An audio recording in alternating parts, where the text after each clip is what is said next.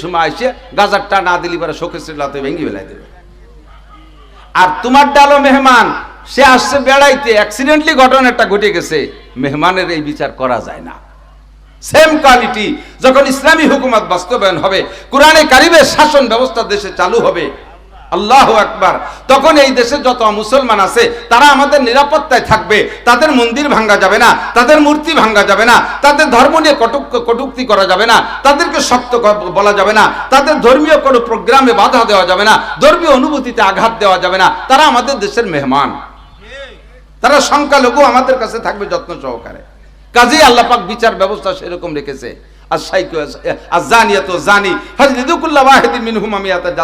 কোরআনে কারিমের বিচার হলো মুসলিম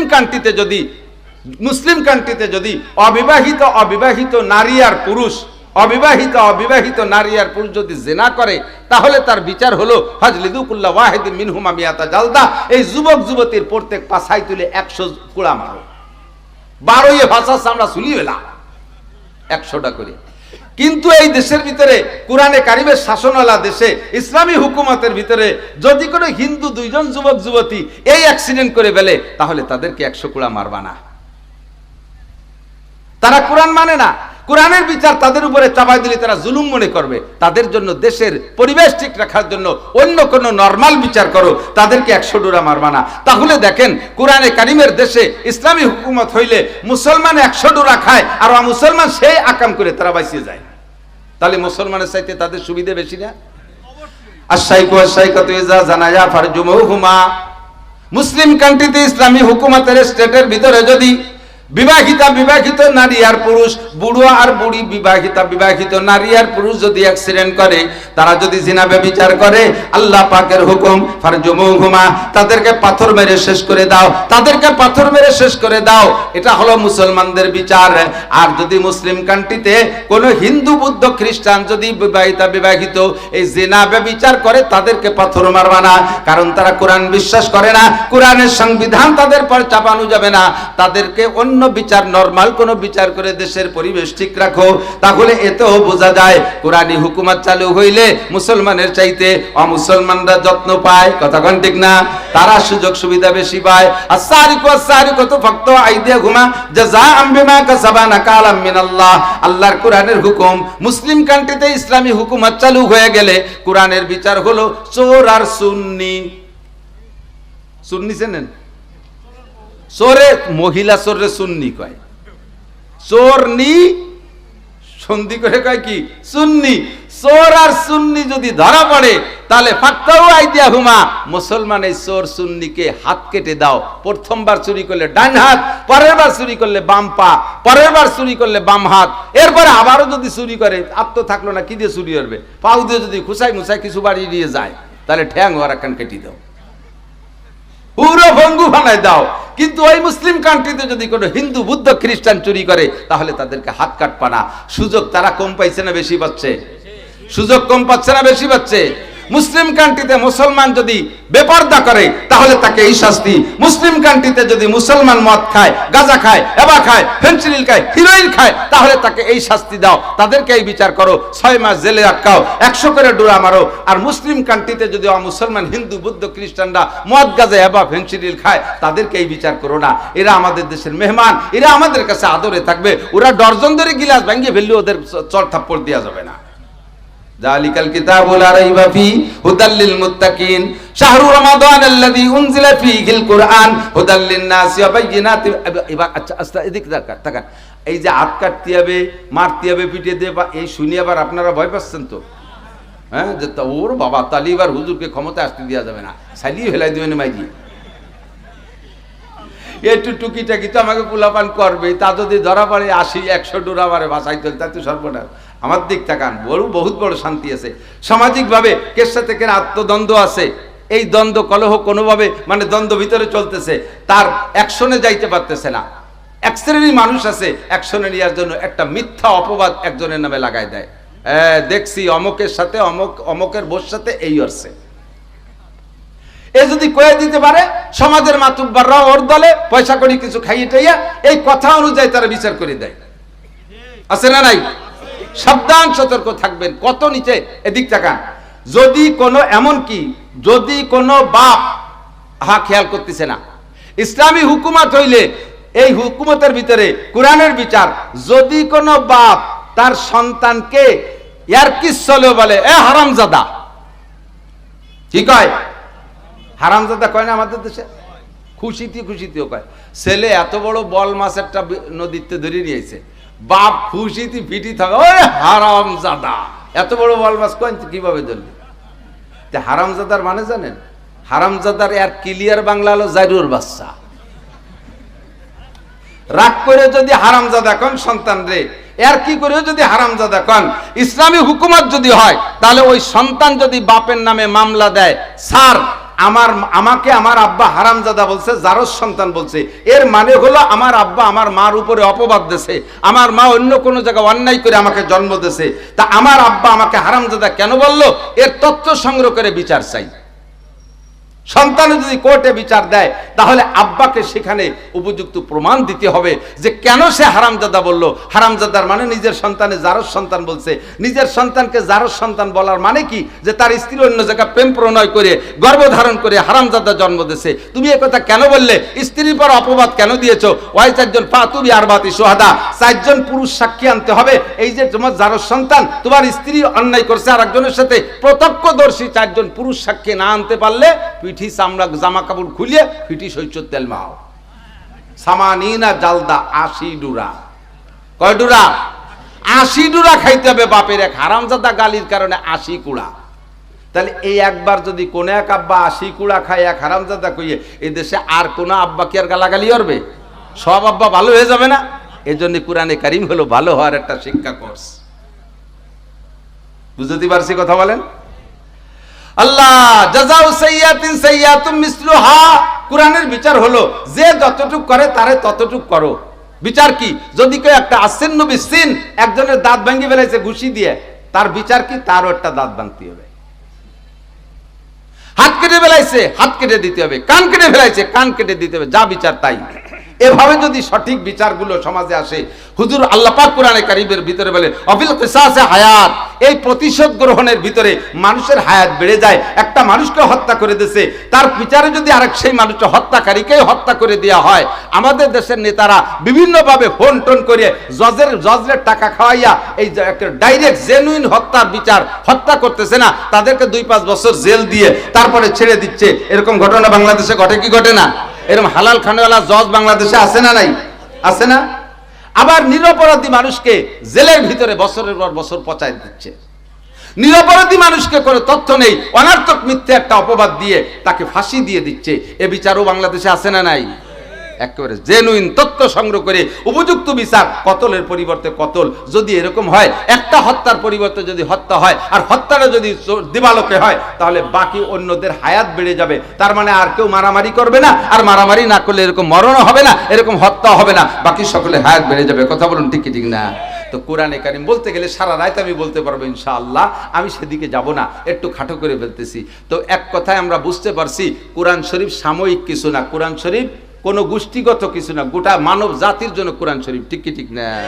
আমার ওখানে একটা হিন্দু ছেলে আছে, ওরে কইলাম, ও একটু মুসলমান বাপ, মানে মুসলমান হবে হবে বাপ কাছায় গেছে। ওরে একদিন কইলাম যে আমাদের মুসলমানদের ইবাদত তো সব জায়গা, আমাদের ইবাদত সব জায়গা। ভাত খাওয়ার মধ্যে ইবাদত আছে না নাই? দস্তারখান বিছানোর ইবাদত, ভাত খাওয়ার জন্য দস্তারখান ইবাদত না? বিছাবেন সুন্নাত, 100 শহীদের সব। কোন সুবহানাল্লাহ। ভাত খাইতে বসার ভিতরে, বসার মধ্যে 3 তরিকার, এক তরিকায় বসবেন, আর 100 শহীদের সব। বলবেন না সুবহানাল্লাহ? কয় তরিকায় বসবেন? 3 তরিকার এক তরিকা। 3 তরিকার এক তরিকা কি? বুক সমান টেবিলের পরে এরকম চেয়ার দিচ্ছে, সিটে বসা, দাঁড়ায় দাঁড়ায় খাওয়া। দস্তারখান বিছাই হয় আত্মায়াতুস সূরাতে, নয় 2 পাও খাড়া করে, আর নয় 1 পাও পাছার নিচে দিয়ে আর 1 পাও উঁচু করে দিয়ে 3 তরিকার এক তরিকায় খানা খাবেন, আর 100 শহীদের সব। খানাটা সামনে আসার সাথে আল্লাহুম্মা বারিক লানা ফিমা রাযাকতানা ওয়া কিনা আযাবান নার দোয়াটা পড়লে আর 100 শহীদের সব। বলেন না সুবহানাল্লাহ? বিসমিল্লাহ বলে লুকমাটা মুখে দেবেন, প্রথমে একটু লবণ জিহ্বায় দেবেন, জিহ্বে একটু লবণ দিলে জিহ্বে থেকে একটু রস আসে, আসে না? আসে না? মেডিকেল সায়েন্সের বিজ্ঞানীরা আবিষ্কার করেছে মুহাম্মদুর রাসূলুল্লাহ তোমাদের নবীর প্রত্যেকটা আদর্শের ভিতরে মানব জাতির কল্যাণও রয়েছে।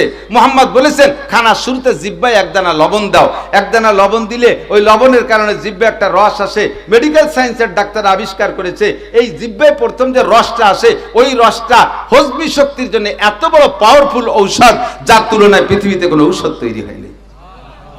এটা নবীর সুন্নাত। আর 100 শহীদের সওয়াব আল্লাহ দিয়ে দিলে দিতে পারে। বিসমিল্লাহ করে খানা খাবেন কোন হাত দিয়ে? ভাত খাবেন ডান হাত দিয়ে, গোশত খাবেন ডান হাত দিয়ে, রুটি আর বিস্কুট খাবেন বাম হাত দিয়ে। হ্যাঁ, কি স্টাইল কি! এই হাতে সিগারেট, ডাইন হাত দিয়ে সিগারেটের সুন্নত ডাইন হাত দিয়ে। বিস্কুট খান্ডে এইভাবে ধরি এইরকম গুরু শীতে মুহি দেয়, বাবের আর অভাব নাই। আবার বিস্কুট খান্ডে দরে টিস্যু দিয়ে। আল্লাহ তোমার হাত দিয়েছে পবিত্র, ধুয়ে নাও। তোমার টিস্যু বানাইছে কি দিয়ে তার ঠিক আছে, টিস্যুটা এত ভালো হয়ে গেল, এত নিষ্পাপ হয়ে গেল, টিস্যু দিয়ে ধরো, অথচ তোমার হাতের দোষ হয়ে গেছে। গ্লোভস দিয়ে তুমি খাবার ধরো, গ্লোভস হাতে পরে তাই দিয়ে খাবার ধরো, গ্লোভস হাতে ঢুকানোর সাথে সাথে নানান কিছুর কথা মনে পড়ে, তা শুনলে গিন নাও, আরে সব তার পাওয়া যায় না। কথাক্ষণ ঠিক না? এটা নবীর সুন্নতের খেলাফ। আল্লাহ পাক বলেন লাকাদ কানা লাকুম ফি রাসূলিল্লাহি উসওয়াতুন হাসানাহ, নবী পাকের মধ্যে রয়েছে তোমাদের উত্তম আদর্শ। তোদের ইবাদত কি কি? কদি আমি ওই হিন্দু সিমরারে বললাম, কয় যে আমাকে 12 মাসে 13 পুজো, আর সকালবেলা ঘুমের তো উঠিয়ে মাসাসিরা ওই সব জায়গাটার আগে পবিত্র করে, গরুর সনার ভিতরে, গরুর পেশাবের ভিতরে গোবর চটকায় সব জায়গা ছিটিয়ে দিলে জায়গা পাক হয়ে যায়। যেই গরু সনা আর গোবর সম্পূর্ণ আমাদের কাছে পাক না পাক, তাই তো ওকে বাড়ি পাক বানায়। এসকে বলতেছিল মনে হয় ভাই আব্দুর রহমান জামি, ওনার নাম আমি ভুলে গেছি, সাতক্ষীরের এক বক্তা, হিন্দু নব মুসলিম, সে আমার একদিন বলতেছিল, একসাথে একদম মাহফিল ছিল, কয় যে আমার ইসলাম গ্রহণ করার কিস্সাটা একটু শোনে। আমি বলে বলো। আমি ভালো ফ্যামিলির ছেলে, ধনী ফ্যামিলির ছেলে, আমাদের বাড়ি আগের থেকেই দাদার আমলের থেকে দোতলা বিল্ডিং। তা আমি যুবক, এমনি ইসলামিক বই পুস্তক পড়তে পড়তে মনটা মোটামুটি তৈরি হয়ে গেছে, মুসলমান হব তা আব্বা আমার ভয়তে সাহস পাই না। তা আজকে আমি দোতলার পর শুয়ে আছি, সকালবেলা নামাজটা পড়ি না, জানলা খুলে দিয়ে নিচের দিক তাকাইছি, দেখি যে আমার মা সব জায়গা পবিত্র বানাচ্ছে, গোবর চটকাইয়া ওই গরুর সনার ভিতরে চটকাইয়া সব জায়গা ছিটিয়ে দিয়ে পাক বানাচ্ছে। এই পাক করতে করতে আইসা তুলসী গাছও ছিটিয়ে দিয়েছে। তো তুলসী গাছে যখন ছিটিয়ে দেয়, ওই সময় আমাকে বাড়ির কালা কুত্তো এরকম গেড়া মুটা, সে যাইয়া তুলসী গাছের আগা গোড়া ঠ্যাং চড়িয়ে স্প্রে করে দিচ্ছে। ও যেভাবে কইছে আমি তাই নকল করতেছি। ওই দেখে আমার মা দৌড়ই যাই, এত বড় একটা কাঁসার প্লেট আইনা তুলসী গাছের নিচে, তো কুত্তো তো গাবুরি মাহাই দিয়ে গেছে, সেই তুলসী গাছের নিচে প্লেট খান পাইতে ধরে আরো পানি দিয়ে তুলসী গাছে ভালো করে ধুয়ে, সেই কুত্তর পেশাবরে ওই পানি দিয়ে ধুয়ে টুয়ে প্লেটের মধ্যে নিয়ে ওইদের ভালো করে গুটিয়ে ফেটিয়ে একটা পটের মধ্যে রেখে কিছুক্ষণ পরে যখন নিজেল হয়ে গেছে, পরিষ্কার স্বচ্ছ হয়ে গেছে, খাসা খুসো সব নিচে চলে গেছে, ওই পানিটুক কুত্তর পেশাব জড়াই নিয়ে ওই ধোয়া পানি দিয়ে উপরে ফ্রেশ হয়েছে। তাই ছোট ওই যে একটুক দেখেন ওকে বাড়ি কাঁসার গিলাস আছে, ছোট ছোট একটু কাপ, এই কাপে ওইরে সবাই যে খাওয়ার কাছে ভগবানের পেশাব খাও। এই পরিয়া বাড়ির সবাই তো সিলুসুমটি বাগযোগ করে খাইছে, লাস্টে আমার জন্য এক গিলাস নিয়েছে। আমি তো দেখতেছি আমার মা কোন ভগবানের পেশাব ধরে নিয়েছে, তবারক নিয়ে আইছে। আমারে যখন দেশে বাবা একটু খা, সচরাচর এত নসিবি হয় না, খুব একটা পাওয়া যায় না। আজকে খুব কষ্ট করে ধরছি, বহুকাল পরে আমার দাদি একবার ধরছিল, আজ আমি পাইছি, সৌভাগ্যের। আমি কইলাম মা তুমিও যেমন তোমার ভগবানও তেমন, তোমাকে রুচি আল্লাহ দিয়েছে সেইরকম কুত্তর পেশাব তুলসী গাছের গা, তাই ধুইয়ে গুটিয়ে গুটিয়ে খাবা, তুমি খাও। আমি গোপন রাখছিলাম, আজকের থেকে আমি বলে দিলাম লা ইলাহা ইল্লাল্লাহু মুহাম্মাদুর রাসূলুল্লাহ। তোমার আর মা বলে পরিচয় দেব না দুনিয়ায়, যদি তুমিও এই কলেমা পড়ে হাসরের মাঠে আসো, সেদিন তোমার সাথে দেখা হবে। এই বলে কলেমা পড়ে বেরোয় চলে আসছি। সত্য মিথ্যা সে জানে, যা বলছে আমি হুবহু ফটো স্টেট নকল করে কয়ে দিলাম আর কি। এই হলো তাদের ধর্ম। সন্ধ্যাকালে কিয়ামতের সিগন্যাল দেয় বড় বড় সম্ভ্রান্ত হিন্দু যারা, তারা সিংহে ভুয়োয়, মানে কিয়ামতে শিখেছে। আর মুখের ভিতরে আঙ্গুল ঢুকাইয়া কাঁসার প্লেটের উপরে কয়টা কড়ি গুড়ায় উলুধ্বনি দেয়। এই লোকে ইবাদত বন্দেগী। মানুষের সাথে সাক্ষাৎ হইলে কুর্নিশ করে এরকম দেয়, মানে তাদের বিশেষ প্রয়োজনে সিজদা দেয়। এক হিন্দু আমারে বলতেছে, বাবা ভীষণ অসুস্থ, মরে মরে ভাব, কোনো তদবিরি কাজ হয় না, লাস্টে কি করব, রাতের বেলা যাইয়া মধুমতিতে গোসল করে পুরো আগাগোড়ার কাপড় সব খুলে ফেলাই দিয়ে কালী প্রতিমার সামনে এসে সিজদায় পড়ে গেলাম, বললাম মা তুই আমার বাপরে ফিরে দিয়ে যা। সেই ভগবানের সামনে সিজদায় পড়ে গেলাম, গায়ের পাথায় আমার কোথাও কোনো কাপড় নেই, মাজার সুতো খুলে ফেলে দিছি। ওই অবস্থায় কেউ মসজিদে এসে সিজদা দিলে ওরা আমরা লাথই মেরে এলাই দিব না? কেসা ইবাদত, ভগবানের সামনে ন্যাংটা ইউবতে বলি তাই। আল্লাহু আকবার। তা আমি বললাম তোকে ইবাদত কি? কয় যে এই হাতে গুনা কিছু। কিন্তু আমাদের ইবাদত যদি বলি তাহলে আমাদের কোনো কাজ কি ইবাদত ছাড়া আছে? কোনো কাজ ইবাদত ছাড়া। বিয়ে করবেন তাও ইবাদত, স্ত্রীর সাথে রাত্রে আনন্দ করবেন, রাত যাপন করবেন, সহবাস করবেন, তাও ইবাদতে পরিণত হয়ে যাবে। সে জায়গা যাওয়ার জন্য দোয়া আছে, আল্লাহুম্মা জান্নিবনা শায়াতিন ওয়া জান্নিবিশ শায়াতিনা ফীমা রাযাকতানা। এই দোয়া পড়ে স্ত্রীর সাথে মিলন করবেন। স্বামী স্ত্রী যত রাতভর একভাবে থাকবেন, আনন্দ করবেন। ফেরেশতাদেরকে আল্লাহ বলে ওদের নূরের পর্দা দিয়ে ঘিরে দাও, নূরের পর্দা দিয়ে মোড়াই দাও। ওরা দুইজন রাতভর যা করে তোরা ফিরেও তাকাবি নিয়ে, আর একদিক ফিরে ওদের আমল নামে খালি নফল নামাজ লিখতে থাকবি। দুইজন এক তালে আছে, ওকে নামে নফল নামাজ লেহাওয়াতি তালে আছে। আমাদের সবকিছু ইসলাম। যদি আমাদের কোরআনে কারিম কি সীমাবদ্ধ কয়েকটা কথার জন্য এই ইসলাম নিয়ে আসছে, না গোটা মানব জাতির সর্ব বিষয় নিয়ে আসছে? গোটা মানব জাতির সকল বিষয় ফয়সালা দেওয়ার জন্য একমাত্র কিতাবের নাম কি? কোরআন শরীফ। দুইটা কথা আমি বললাম, একটা খেয়াল করেন। একটা হলো আমাদের নবী আঞ্চলিক না, আমাদের নবী কোনো টাইমের মধ্যে সীমাবদ্ধ না। কথা বলুন। মুসা আলাইহিস সালামের নবুয়তি চলছে কতদিন পর্যন্ত? মুসা আলাইহিস সালামের নবুয়তি চলছে দাউদ আলাইহিস সালাম আসার আগ পর্যন্ত। দাউদ আলাইহিস সালামের নবুয়তি চলছে কতদিন? ঈসা আলাইহিস সালাম কিতাব পাওয়ার আগ পর্যন্ত। দাউদ আলাইহিস সালাম কিতাব পাওয়ার সাথে সাথে মুসা আলাইহিস সালামের কিতাব বাতিল হয়ে গেছে। দাউদ আলাইহিস সালামের কিতাবের পরে ঈসা আলাইহিস সালাম ইনজিল আসার পরে দাউদ আলাইহিস সালামের জবুর কিতাব বাতিল হয়ে গেছে। এবার জবুর ইনজিল কিতাব বাতিল হয়ে গেছে। মুহাম্মদুর রাসূলুল্লাহ সাল্লাল্লাহু আলাইহি ওয়াসাল্লাম যখন কোরআনে কারীম পেয়েছেন তখন ইনজিল কিতাবের সমস্ত হুকুম বাতিল হয়ে গেছে। এবার দুইটা কিতাবের মাঝখানে সর্বোচ্চ 1000 বছরের দূরত্ব, সর্বোচ্চ 1000 বছরের দূরত্ব। আমাদের নবী 1500 বছর আগে দুনিয়া আসছে, আর এই পর্যন্ত কি আর কোনো কিতাব আসছে? আর আসবে? তাহলে দুইটা কথা মনে রাখবেন, খুব জরুরি ইম্পর্টেন্ট একটা কথা বলবো বিদা আমি আপনাদের জন্য এই কথাটা গুছাই নিয়ে আসছি। একটা হলো আমাদের কিতাবটা কিয়ামত পর্যন্ত চলবে, গোটা মানব জাতির সর্বশিক্ষার জন্য কোরআন আসছে।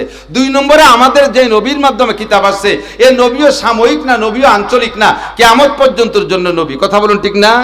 তাহলে এবার আমার প্রশ্ন যে এমন কিতাব আর এমন নবী এত শেষে না আইসা যদি আদম আলাইহিস সালামের উপরে অথবা আদম আলাইহিস সালামের পরপরই যদি আমাদের নবীকে পাঠাইতেন আর ওই কোরআন শরীফটা সেই সময় দিতেন, তাহলে 2.5-3 লক্ষ নবীরও দরকার হতো না, আর এই 104খানা আসমানি কিতাবেরও দরকার হতো না। এক কোরআনেই সব সমস্যার সমাধান করত, আর এক মুহাম্মদুর রাসূলুল্লাহ কিয়ামত পর্যন্ত জন্য নবী হিসেবে যথেষ্ট হতো। কথা বলুন ঠিক ঠিক না? কিন্তু আল্লাহ তাআলা এত নবী আর এত কিতাব কেন পাঠাইলেন? আল্লাহ পাক রব্বুল আলামিন এই প্রশ্নের জবাব এভাবে দেন যে সব ক্লাসের ছাত্রের যোগ্যতা একরকম না, সব ছাত্রের শিক্ষকের যোগ্যতা একরকম হয় না, আর সব ছাত্রের পাঠ্যপুস্তক একরকম হয় না। কথা বলেন। কেজি স্কুলে যারা পড়ে তাদের কি বিএ ক্লাসের বই দিলে পড়তে পারবে? আবার বিএ ক্লাসের ছাত্রদেরকে যদি কেজি স্কুলের বই দেয় তাদের কি তাদের তৃপ্তি হবে? কেজি স্কুল প্রাইমারি স্কুলে যে শিক্ষকরা পড়ায় তাদের কি বিশ্ববিদ্যালয়ের টিচার বানানো যাবে? আবার বিশ্ববিদ্যালয়ের টিচারে যদি প্রাইমারিতে এনে শিক্ষক বানায় দেয় তাতে কি তার মান শান ঠিক থাকবে? থাকবে না। আদম আলাইহিস সালাম থেকে নিয়ে আমাদের কিয়ামত পর্যন্ত সমস্ত রূহগুলোকে আল্লাহ তাআলা ছাত্রদের হিসাব করে এইভাবে উস্তাদের বন্টন করেছে। আদম আলাইহিস সালাম থেকে নিয়ে নূহ আলাইহিস সালাতু ওয়াস সালাম পর্যন্ত এই সময়কার ছাত্রদেরকে ধরে নেওয়া হয়, এরা শিশু শ্রেণীর ছাত্র। এই টাইমটা ছিল নাবালেগের টাইম। ওই সময় মানুষ বয়স হয়ে মারা যেত, কিন্তু একটা মানুষেরও দাড়ি মোজ গজাতো না। নাবালেগ শিশুদের যেমন দাড়ি মোজ গজায় না, আদম আলাইহিস সালাম থেকে নূহ আলাইহিস সালাম পর্যন্ত মানুষের দাড়ি মোজ গজাইতো না। চুল হতো, অন্যান্য অঙ্গ যে সাবালেগ হওয়ার যে লোমগুলো, এই লোমগুলো হইতো না। এই জন্য তাদের উপরে শরীয়তের কোনো কঠিন বিধান ছিল না। উস্তাদ দেশে আল্লাহ তাআলা নবী পাঠাইছে, সহজ নবী হযরত শীস আলাইহিস সালাম, মাহলা আলাইহিস সালাম, ইদ্রিস আলাইহিস সালাম। সর্বপ্রথম দাড়ি মোজ গজাইছে নূহ আলাইহিস সালামের। কিন্তু ওই সময় থেকে ইব্রাহিম আলাইহিস সালাম পর্যন্ত মানুষের দাড়ি মোজ হইতো, কিন্তু পাকতো না, চুল দাড়ি পাকতো না। 400-500-1000 বছর হায়াত পাইতো, বৃদ্ধ হয়ে মারা যেত, কিন্তু চুল দাড়ি পাকতো না, সব কালো মিচমিচে থাকতো। সর্বপ্রথম চুল পাকছে ওয়াস্তা আলা রাস শাইবা, ইব্রাহিম আলাইহিস সালামের চুল পাকছে সর্বপ্রথম। সেই থেকে মানুষ বৃদ্ধ, বার্ধক্য শুরু হয়েছে। আর বয়স্ক মানুষের উপরে শরীয়তের সব বিধান চাপানো যায়, ইয়ং মানুষের উপরে শরীয়তের সব বিধান চাপানো যায়, নাবালেগদের উপরে সব বিধান চাপানো যায় না। আদম থেকে নিয়ে নূহ আলাইহিস সালাম পর্যন্ত নাবালেগের কাল গেছে, এরপরে তারা ছিল শিশু শ্রেণী, এরপরে নূহ আলাইহিস সালাম থেকে নিয়ে ইব্রাহিম আলাইহিস সালাম পর্যন্ত প্রাইমারিতে প্রাইমারি ছাত্র উস্তাদ বানায় দিয়েছে আল্লাহ তাআলা নূহ আলাইহিস সালামকে। কিতাবও দিয়েছে, একটু শক্ত একটা কিতাব। এরপরে হযরত ইব্রাহিম আলাইহিস সালামকে আল্লাহ তাআলা রাসূল বানায় পাঠাইছেন, তার জন্য আরো শক্ত কিতাব দিয়েছে, কারণ ছাত্র হাই স্কুলে উঠে গেছে। ছাত্র কোন জায়গায়? হাই স্কুলে। ছাত্র সাইজ জানবেন, ছাত্র হলো নমরুদ, মিস্টার নমরুদ। এত বড় দামড়া ছাত্ররে সাইজ করার জন্য এই হাই স্কুলের এত বড় তেজি ছাত্ররে আগের বই পড়াইয়া তৃপ্তি দেওয়া যাবে না, আগের নবীর কথাও তারে বানানো যাবে না। উস্তাদ একটু শক্ত উস্তাদ লাগবে। ইব্রাহিম আলাইহিস সালাম মুসলিম জাতির পিতাকে উস্তাদ হিসেবে পাঠিয়েছে। এরপরে ইব্রাহিম আলাইহিস সালাম থেকে নিয়ে শুরু হলো হাই স্কুল। আস্তে আস্তে মুসা আলাইহিস সালাম পর্যন্ত ছাত্রদের যোগ্যতা বাড়িয়ে গেছে।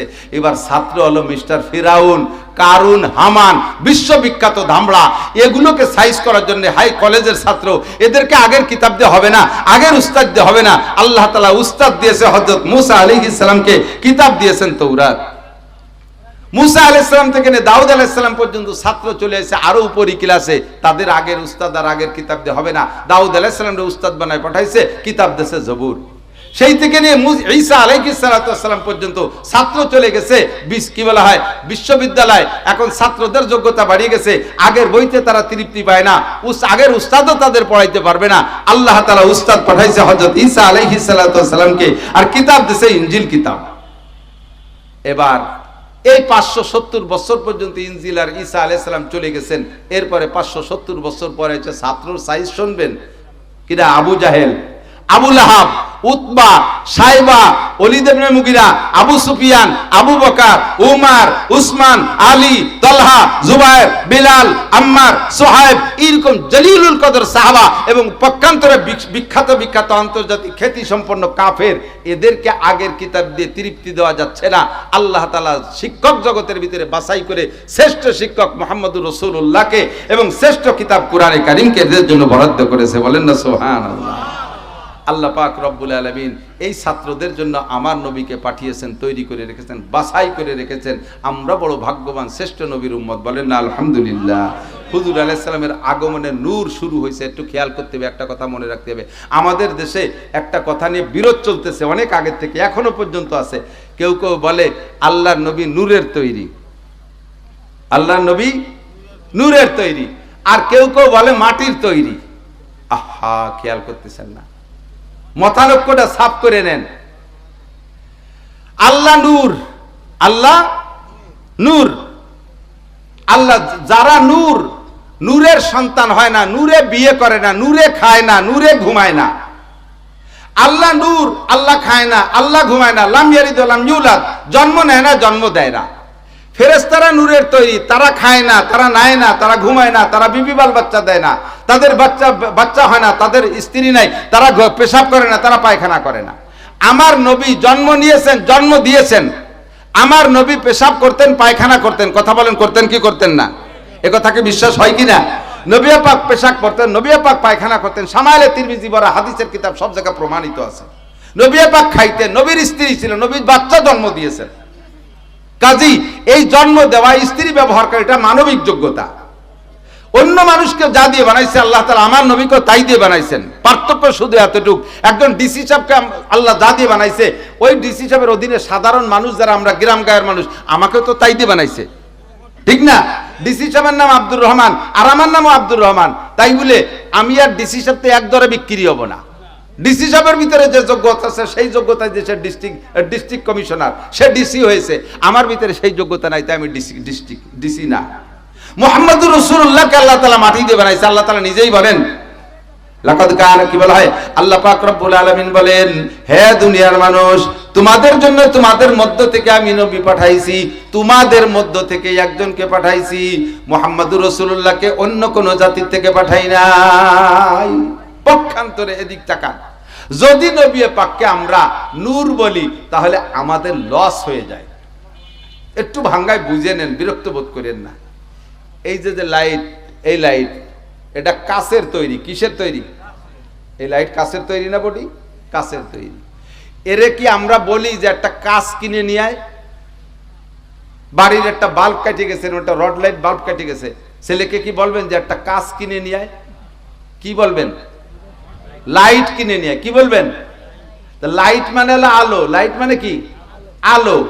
আলো কি আলাদা করে কিনতে পাওয়া যায়? এই লাইটের মধ্যেই তো আলো আছে, থাকবে, ঠিক না? তো বডিটা কাচের বানানো, ভিতরে লাইট, আলো ঢুকার কারণে, লাইট ঢুকার কারণে কাচের বডি হয়ে গেছে লাইট, ঠিক না? মুহাম্মদুর রাসূলুল্লাহ মাটির তৈরি, তার ভিতরে নূরে নবুয়তি ঢুকার কারণে নূরের নবী হইছে। বাকি বডিটা মানুষ, মাটির তৈরি। খেয়াল করেন, আরো আরেকটু বুঝলে ভালো করে বুঝবেন। আমাদের গোপালগঞ্জের তৎকালীন মিসালটাই দেই। আমাদের গোপালগঞ্জের প্রধানমন্ত্রী শেখ হাসিনা, বাংলাদেশের প্রধানমন্ত্রী শেখ হাসিনা ছিল না? আরে এনে যা আবার হয়ে গেছে, সে সময় ছিল এটা তো চুকতি হবে চলো। তো প্রধানমন্ত্রীর বাড়ি কোন জায়গায়? শেখ হাসিনার বাড়ি কোন জায়গা? মনের থেকে কোন জায়গা? গোপালগঞ্জ, ঠিক না? আমরাও বলতাম গোপালগঞ্জ। বাকি এ কথা তাজা খাড়া মিথ্যে কথা। আপনার মেয়েডারে বিয়ে দিয়েছেন, আপনাদের বাড়ি মাগুরা মোহাম্মদপুর, মেয়েডারে বিয়ে দিয়েছেন শ্রীপুর, মাগুরার শ্রীপুর। আপনি বাড়ির থেকে যাইতেছেন মাইয়ের বাড়ি, কি করে যান? জামাই বাড়ি যান, খুব কমই করেন, আমি ডলি গিয়ে বাড়ি যাচ্ছি। ডলি জন্ম নেছে আপনার বাড়ি, বিয়ে দিয়েছেন শ্রীপুর, সেই বাড়ি যাওয়ার সময় করেন আমি ডলি গিয়ে বাড়ি যাচ্ছি, তাই না? মেয়েরে বিয়ে দেওয়ার পরে তার পরিচয় হয় শ্বশুর বাড়ির সাথে। শেখ হাসিনারে আমরা বাড়ি জন্মস্থান গোপালগঞ্জ, তারে বিয়ে দিছি আমরা রংপুর। তাহলে শেখ হাসিনার বাড়ি কোন জায়গা? আমরা দুনিয়ার স্বার্থে স্বার্থবাজ, এত বড় স্বার্থবাজ, আমরা দুনিয়ার স্বার্থকে হাসিল করার জন্য সেই রংপুরের পরিচয় বাধ্য কই শেখ হাসিনার বাড়ি গোপালগঞ্জ। কারণ যদি গোপালগঞ্জ করতে পারি তাহলে একটু কলার জারতে পারি। এখন অবশ্য কই না মাইটের খার বইতে গোপালগঞ্জের পরিচয় শেখ হাসিনাকে গোপাইলে বানাতে পারলি পারা আমাদের ক্রেডিট বাড়ে, আমাদের দাম বাড়ে, আমাদের স্বার্থ উদ্ধার করতে সুবিধে হয়। সেইটা বলে রংপুরের বৌরে গোপালগঞ্জের মাইয়ে সেই হিসেবে গোপালগঞ্জের দাবি করি। এটা আমরা দুনিয়ার দিক দিয়ে বুঝি যে কি হলে আমার লাভ হয়। মুহাম্মদুর রাসূলুল্লাহকে যদি বলেন নূরের তৈরি, তাহলে ফেরেশতাদের দাম বেড়ে যায়। ফেরেশতারা নূরের তৈরি, মুহাম্মদ নূরের দিকে চলে যায়, ফেরেশতাদের গোষ্ঠীর দাম বাড়ে। আমরা তো মাটির মানুষ, এরই মাটি হয়ে যাই। যদি টাইনি টুনে দলিল প্রমাণ দিয়ে বুঝাইতে পারি যে হ্যাঁ মুহাম্মদ মাটির মানুষ, তাহলে আমরা মাটির মানুষ, আমাদের দাম বাড়িয়ে যায়। আমাদের নবী বিশ্বসেরা, লাউলাহুমা খালাকাল আফলাকা খালিকুহা লাউলাহুমা খারাজাল ইনসানু মিন আদামি। আমার নবীকে না বানাইলে কোনো মানুষকে আল্লাহ বানাইতেন না, আসমান জমিন বানাইতেন না। এমন নবীটাকে যদি আমাদের বংশের থেকে আমরা টেনে টুনে আনতে পারি, তাহলে আমাদের দাম বাড়বে না কমবে? কমবে না বাড়বে? তাহলে কেন আমরা ঠেলে নবীরে নূরের নবী বানাইয়া ফেরেশতাদের কাতারে পাঠাতে যাব? বডি মানুষ, বডি কাচের, ভিতরে লাইট ঢুকছে। বডি মানুষ মাটির, তার ভিতরে নূর ও নবুয়তি। এই নূরে নবুয়তি শুরু হয়েছে হযরত ইসমাইল আলাইহিস সালাম থেকে। ইসমাইল আলাইহিস সালামের চেহারার ভিতরে আমার নবীর নূর চমকাইছে। সেই থেকে ধারাবাহিক আস্তে আস্তে ইসমাইল আলাইহিস সালাম থেকে নিয়ে হুজুরের পূর্বপুরুষ হাশেম পর্যন্ত, হুজুরের পূর্বপুরুষ হাশেম, চতুর্থ পুরুষ হাশেম, এই হাশেম পর্যন্ত ওই নূরে নবুয়তি একের পর আস্তে আস্তে হাশেমের ভিতরে আল্লাহ তাআলা এমনভাবে ফোকাস দিছে। হাশেম হুজুরের তাওই দাদার বাপ, ইনি মক্কা থেকে, মক্কি কুরাইশি, মক্কা থেকে মদিনায় গেছে ব্যবসা করার জন্য। ওখানে যে দেখে মদিনা শহরের ভিতরে একটা সুন্দরী মেয়ে, সে সময় তোর পর্দা পুশিদা নাই, তো বেপর্দার ভিতরে মদিনার বাজারে অত্যন্ত রূপসী সুন্দরী একটা মেয়েকে দেখে উনি তার দিকে নজর পড়ছে। যেমন তার রূপ, তেমন তার চেহারা, তেমন তার অঙ্গভঙ্গি, আবার ফাহেশ না, আবার বেয়াদব না, তার ভিতরে সম্ভ্রান্ততা প্রকাশ পাচ্ছে, নম্র ভদ্র, সবকিছু মিলিয়ে ওনার শখ হয়েছে। এই মেয়েটার প্রতি চোখ পড়ে গেছে। লোক লাগাইছে, দেখো তো এই মেয়েটা কি অবিবাহিতা না বিবাহিতা? তো খবর নিয়ে দেখা গেল মেয়েটি বিবাহিতা, তার 2টা সন্তান আছে, তার আগের স্বামী তারে তালাক দিয়েছে কোনো কারণবশত। সুযোগ পেয়ে উনি বললেন আমি মেয়েটিকে বিয়ে করব। মেয়েটির কাছে হাশেমেরও আধিপত্য, বলে হাশেমের সবকিছু প্রভাব, সবকিছু জানানোর পরে মেয়েটা রাজি হয়ে গেছে, ঠিক আছে আমি হাশেমের সাথে বিয়ে বসবো। বিয়ে হয়ে গেছে। বিয়ের পরে মাত্র কয়েকদিন মদিনায় উনি অবস্থান করছেন। উনি ব্যবসার জন্য যাচ্ছেন, ওখান থেকে গাজা, এই যে বর্তমানে ইসরায়েল ফিলিস্তিনের গাজা না, ওই গাজায় ব্যবসা করতে যাচ্ছিলেন হাশেম। ওই জায়গায় যে বিয়ে করার পরে কয়েকদিন থাকলেন, থাকার ভিতর দিয়ে ওনার স্ত্রী গর্ভধারণ করছেন। তো গর্ভধারণ করার পরে হাশেম ওখান থেকে গর্ভবতী স্ত্রীকে রেখে গাজায় চলে গেছে। গাজায় যাওয়ার পরে সেখানে যে ইন্তেকাল হয়ে গেছে হাশেমের, আর ফিরে আসে নাই। এদিকে বিধবা স্ত্রী পেটে বাচ্চা নিয়ে মদিনায়।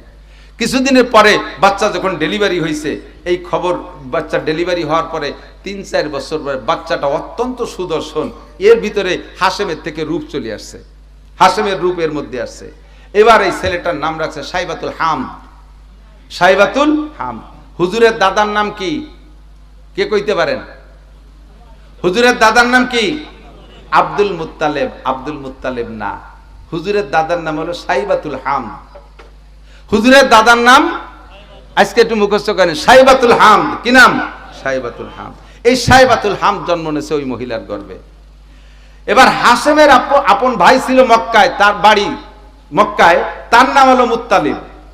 এই মুত্তালিব খবর পাইছে যে আমার ভাইয়ের বিধবা স্ত্রী, আমার ভাই তো মারা গেছে, ভাইয়ের স্ত্রীর পেটে একটা বাচ্চা জন্ম নিয়েছে, বাচ্চাটা বছর চারিক বয়স হয়েছে, আমার ভাইবিটারে নিয়ে আসি। উনি মক্কা থেকে একটা উট নিয়ে যাইয়া ভাইবিটারে খুঁজে খুঁজে পাইয়া সেখান থেকে নিয়ে আসছে। 5-6 বছর বয়স হয়েছে। এই আনার সময় ওইখান থেকে নিয়ে আসছে, আসার পথে ধুলো বালি, রাস্তার সফরে ক্লান্তিতে এমন হয়ে গেছে, পোশাকও ভালো না, এতিম বাচ্চা। মক্কায় যখন ঢুকছে বাচ্চা নিয়ে, মক্কিরা জিজ্ঞেস করছে, মুত্তালিব তোমার উটের পিঠে কে? তা মুত্তালিব যদি কয় আমার ভাইয়ের বিটা, তাহলে ইজ্জত যায়, ভাইয়ের বিটার পোশাক এই, তুমি এত ডাটের সাথে করে আর ভাইয়ের বিটা এই। সেই সময় উনি কয়েছে ওটা আমার গোলাম, আটের থেকে নিয়ে আনছি। আর গোলাম রে আরবি থেকে আব্দ, গোলাম রে কি কয়? আব্দ। আর যিনি দাবি করতেছেন তিনি মুত্তালিব, এই দুই শব্দ মিলাইয়া আব্দুল মুত্তালিব। এই সাইবাতুল হামদের উপাধি হয়ে গেছে আব্দুল মুত্তালিব। মূলত আসল নাম কি? সাইবাতুল হামদ।